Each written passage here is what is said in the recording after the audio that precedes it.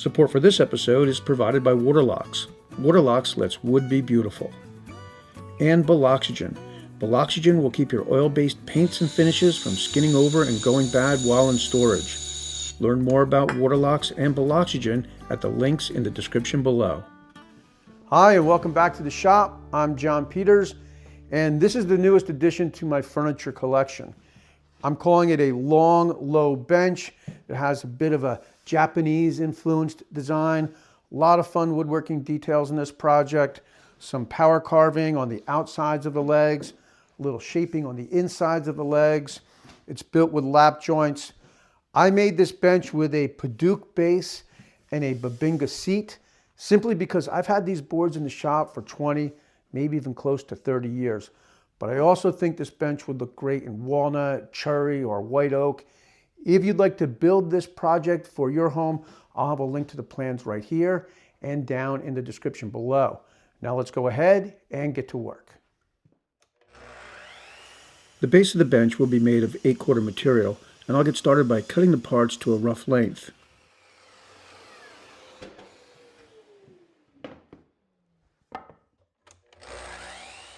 The top of the bench will be made of 4/4 material, and again I'll rough cut these boards to length as well.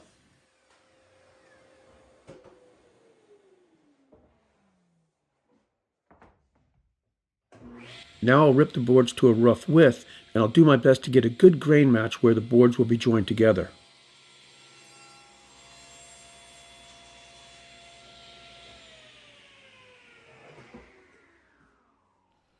I ripped the boards at just a little heavier than 7 inches, and they're not glued up yet. I just clamped them together to get a good look at the seam, and I'm really happy with this. You can barely see where the two boards meet. Now I'm going to go ahead and get started on milling the 8/4 for the legs. You can see that this side of the board is rough sawn, so I don't have to run these through the joiner. This is straight enough. I'll put this side against the fence, clean up this side, another pass on that side, and then the boards will be ready to be joined. Once I started to mill the leg and brace material, I realized that I was actually working with Padauk, not Bubinga. You can see how orange this sawdust is, but it's going to look good. It has a very deep red color once it gets milled, but then it goes to a very sort of dark, warm brown color over time. So it'll still look fine. And in a few years, it'll look, or even a few months, it'll look pretty similar to the Bubinga. And besides, it is the base, so they're kind of two separate parts.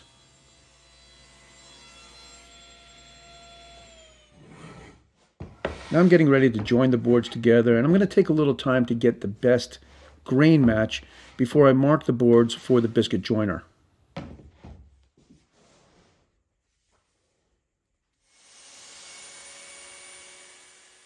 You don't necessarily need a biscuit joiner to join two boards like this, but I find they do help keep the boards in line, and that just makes the glue up that much easier.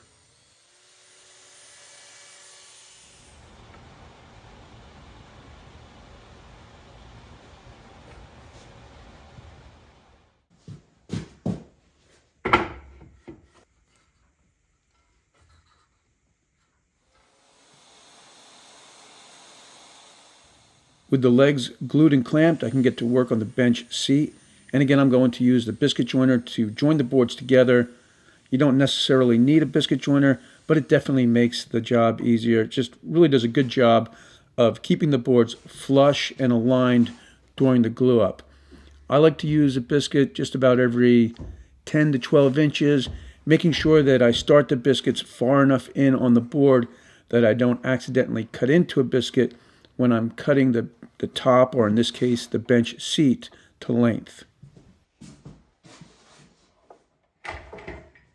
I've let the glue set up. Now I can take the bench seat out of the clamps, and that'll give me some room on the table so I can use the crosscut sled to cut the bench legs to length.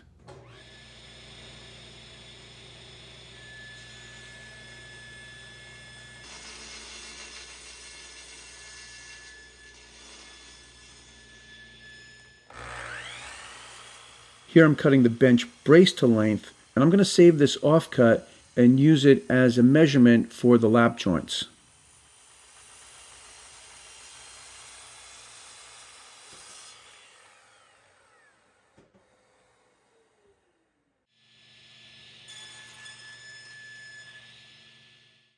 I'm getting set up to cut the lap joint in the leg. I've raised the blade to 2¼ inches, and I made a cut in this piece of scrap plywood to make sure it's the correct height. And this is a cutoff from the center brace, and I'll use this to make sure that I'm cutting the lap joint at the correct width. I'll center the offcut and then trace it. And when I make the cut, I'll leave the line and then sneak up on the cut, testing the offcut until I have a nice snug fit.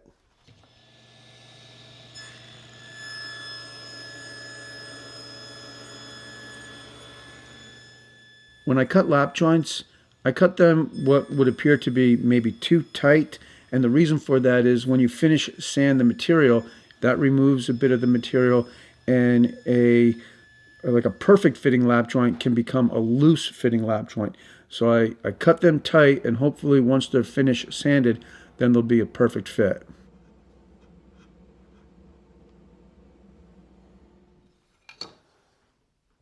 With the lap joints cut in the legs, I'll now repeat the process and cut the lap joints in the brace.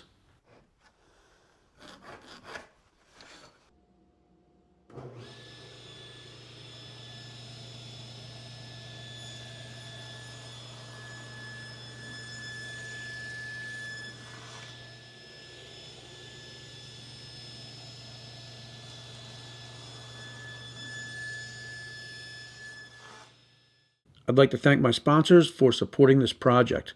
I've been using Waterlox for almost 30 years. Waterlox is easy to apply and provides a beautiful finish. That's why Waterlox is my go-to finish for fine woodworking projects. And Biloxygen. Biloxygen will keep your expensive oil-based finishes from skinning over and going bad while in storage. The heavier argon gas will replace the oxygen in the can and preserve your oil-based paints and finishes. I use Biloxygen because it works. You can learn more about Waterlox and Biloxygen at the links in the description below.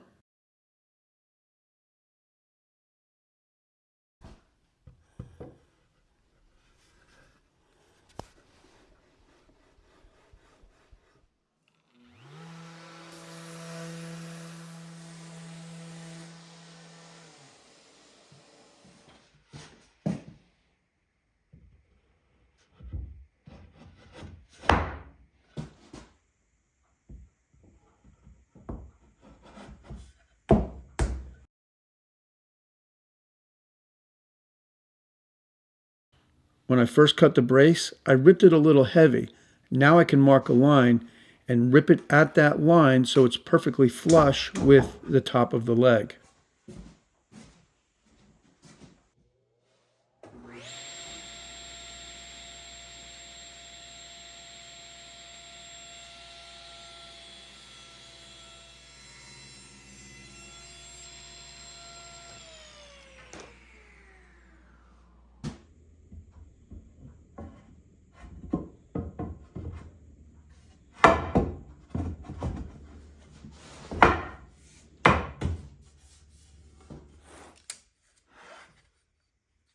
I'm adding an 1¼ dowel just below the lap joint.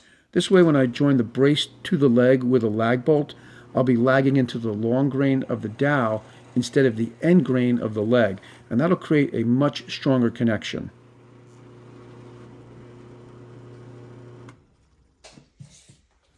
Here you can see I have the hole drilled for the dowel, but before adding the dowel, I decided to taper the legs and do a little shaping.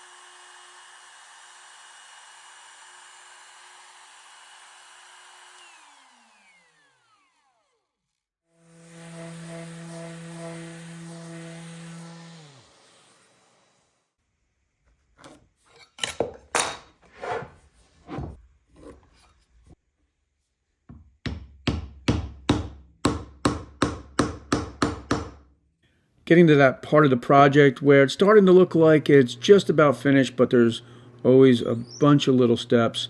So right now I'm pre-drilling for the lag bolts. I'm going to countersink the top of the brace so the head of the lag will be below the surface of the brace. And I decided to add a 10-degree angle at the bottom of the brace, and you can see I'm cutting it here on the table saw, and then also a 7-degree angle at each end of the brace.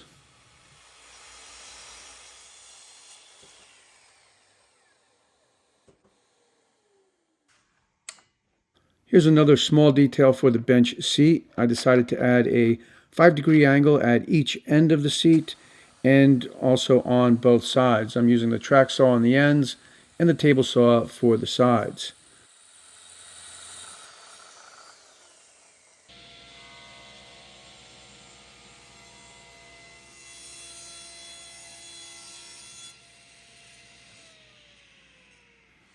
To attach the seat to the base, I'm using wooden clips, and for the wooden clips I'll need small slots, and for that I'm using the biscuit joiner.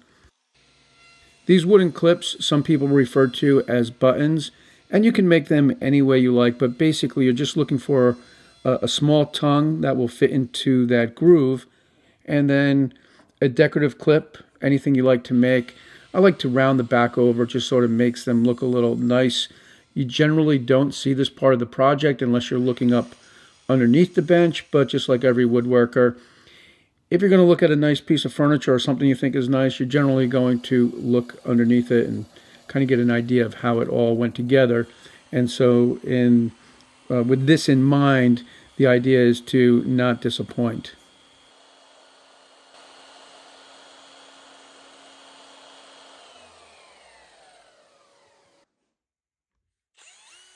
Now I can pre-drill for the lag bolts and get ready to permanently attach the legs to the base.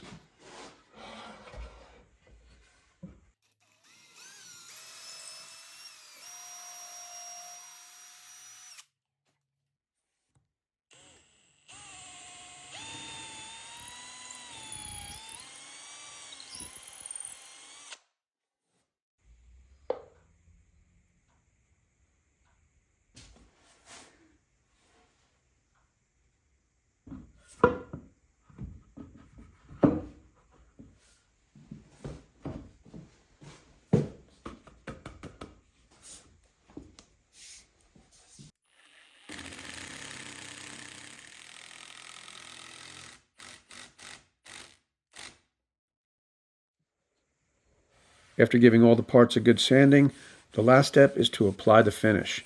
Here I'm applying water locks, and I like to apply 4 coats of water locks, allowing 12 to 24 hours in between each coat, but not sanding in between each coat. After the 4th coat is dried, I'll give the whole piece a light sanding with 320 sandpaper, vacuum up the dust, wipe the piece down, and apply a 5th and final coat.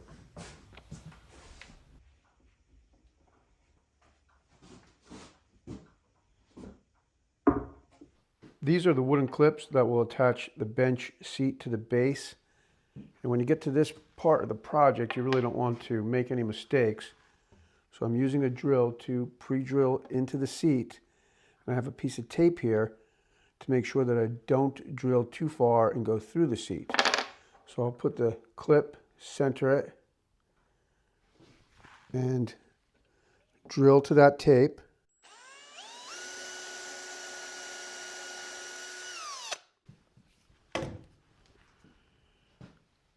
I'm using stainless steel hardware. These are number 8 1.25" screws, and I'm using a little butcher's wax to lubricate the threads of the screw. That should help prevent from breaking the screw, which would be a big mistake. And I'm going to drive the screw. I'm not going to drive it all the way though. Now I'll back it up a little bit. Drive it again a little further. And the rest of the way, I'll use a handheld screwdriver. And there we go.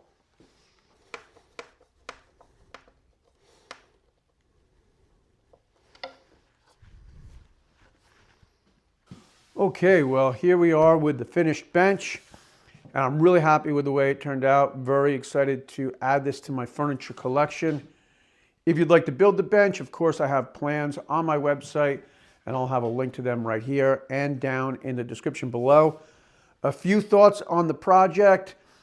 The Padauk base was a little bit of a surprise to me. These boards have been in the shop for so long, and they looked very similar when I was taking them off the wood rack and laying them out on the table here.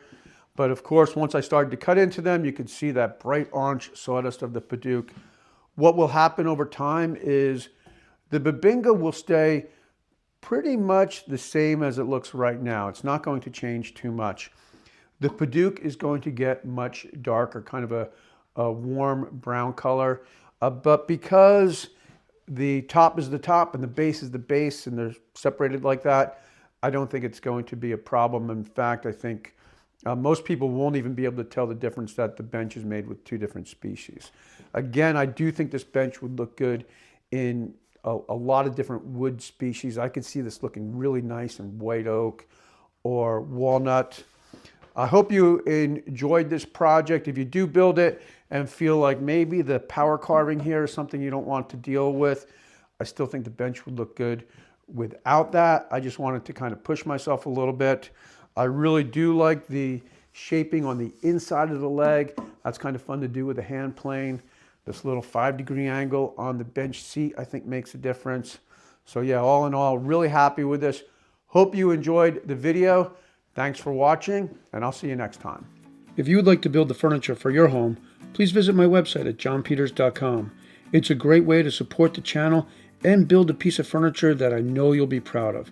So I hope that you'll click on the link in the description below, pick up a set of plans, and let me help you with your next woodworking project. Thanks again for watching. I really appreciate your support.